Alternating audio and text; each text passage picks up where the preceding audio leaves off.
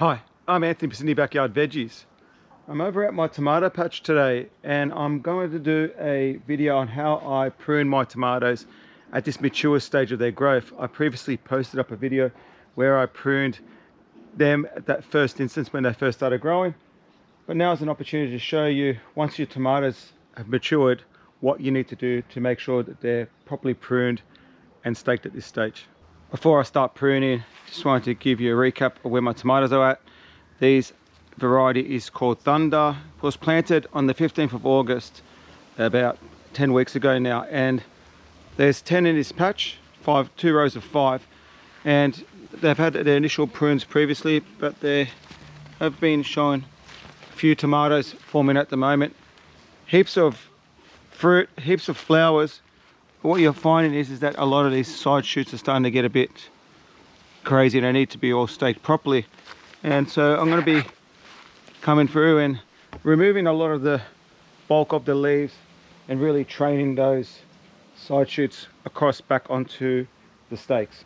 When it comes to pruning at this stage, I'm looking at doing 3 things. Firstly, what I'll be doing is removing a lot of the bulk of the leaves, especially those touching the floor and any diseased leaves. It's just to allow for more airflow to go around the plant.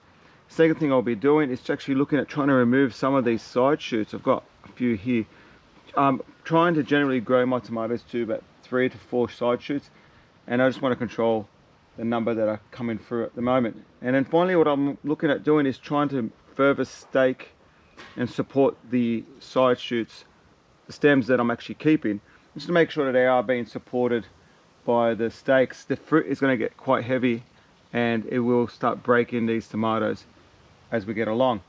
So with that, I'm just going to start removing a lot of these lower leaves and just looking in the areas where I can just leave any of the lower leaves. Now with removal of leaves, you just prune, always go to prune the diseased leaves first and then start looking at any leaves that are bulking out the plant.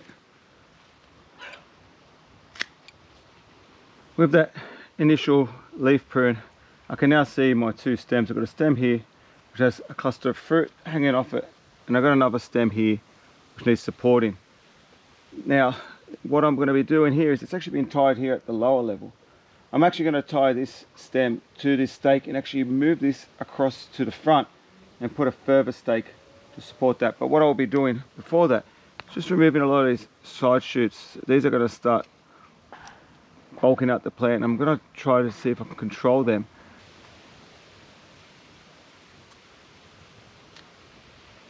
Now my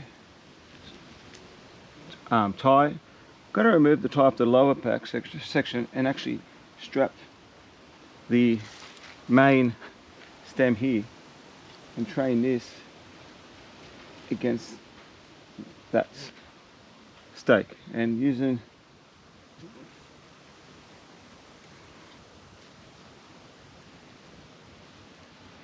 and tying it there, so that's supported of that plant, of the stem. And now this one here would have its own separate stake, and to support that stem, just going to put another post just adjacent,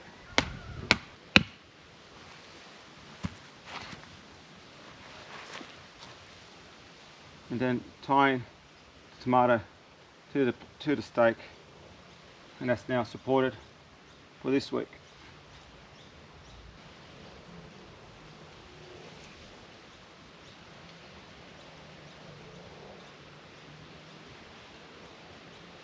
On the other main stem, again, just removing a lot of these side shoots just to control the number.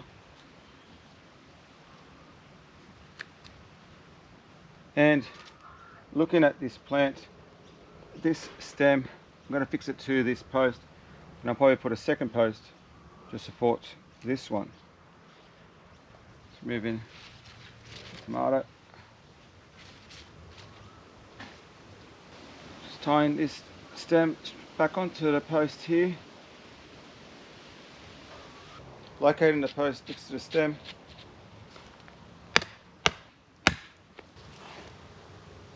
And positioning tomato so the fruit isn't behind the stem, There you have it.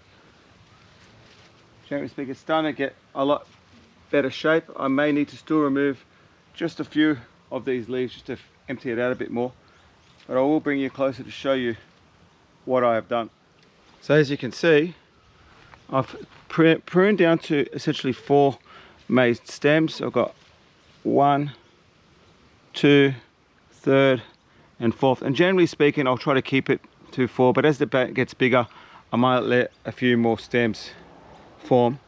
I've also supported each stem on its own post, and I've removed a lot of those lower leaves, so you can just see that the general bulkness of the plant has been reduced, and that pruning in that manner I find really stops diseases spreading through your tomatoes. Once you get a little bit of disease, whether it's aerial bacterial spot or blight, if you don't, in my context, if I don't prune and remove all those lower leaves as they're starting to get disease, it just goes through my whole, goes rampant through my whole patch.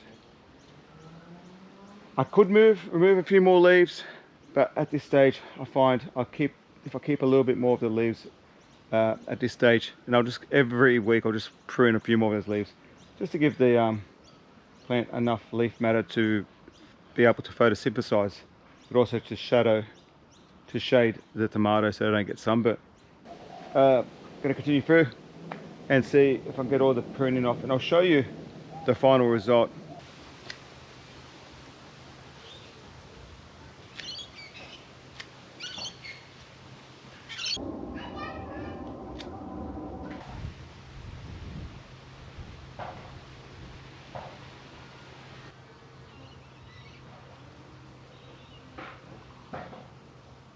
Just finished pruning those tomatoes, and you can see a lot of that bulk has been removed out of the plants, and you can really see the fruit forming on these tomatoes, especially at low level. There you go, beautiful. So doing this will give them a lot more support the stems onto the posts, allow for additional airflow to come through, and just generally it's just stopped the leaves crossing over each other and touching the other plants. So the risk of disease going through my plants is a lot less. I will prune weekly. I do this every week. I will usually combine pruning with the use of wettable sulfur and carboxyl chloride to control any breakouts of pests and diseases. Tomatoes, beautiful, looking absolutely amazing. They'll be ready to harvest in mid-November, so I'm looking forward to having the first of this season's tomatoes. Thank you very much everyone for joining me in this video. I really appreciate all the support, and I hope to see you in the next one.